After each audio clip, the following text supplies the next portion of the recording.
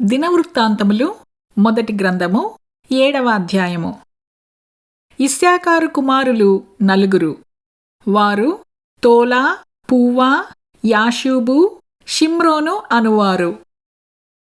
తోలా కుమారులు ఉజ్జీ, రెఫాయా, యెరీయేలు, హమ్మయి, ఇబ్షాము, షెమూయేలు. తోలాకు పుట్టిన వీరు తమ పితరుల ఇండ్లకు పెద్దలు. వీరు తమ తరములలో పరాక్రమశాలులై ఉండిరి.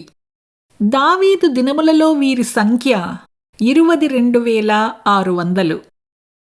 ఉజ్జీ కుమారులలో ఒకడు ఇజ్రహయ్యా.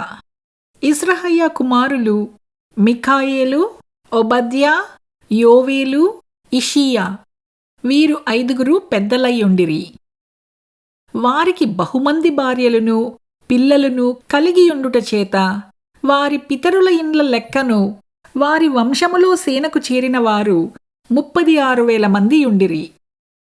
మరియు ఇశ్శాఖారు వంశములన్నిటిలో వారి సహోదరులైన పరాక్రమశాలులందరూ తమ వంశావళుల చొప్పున 87,000 మంది ఉండిరి.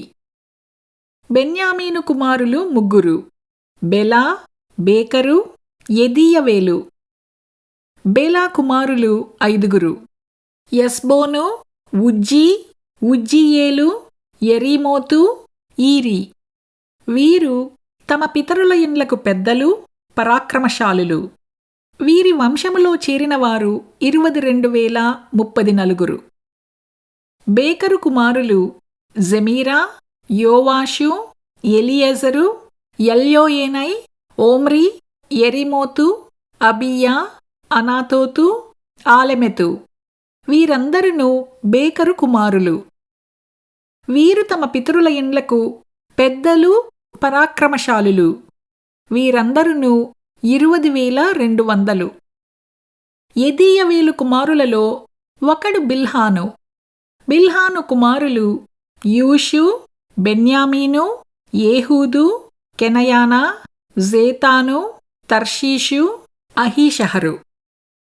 యెదీయవేలు కుమారులైన వీరందరును తమ పితరుల ఇండ్లకు పెద్దలు.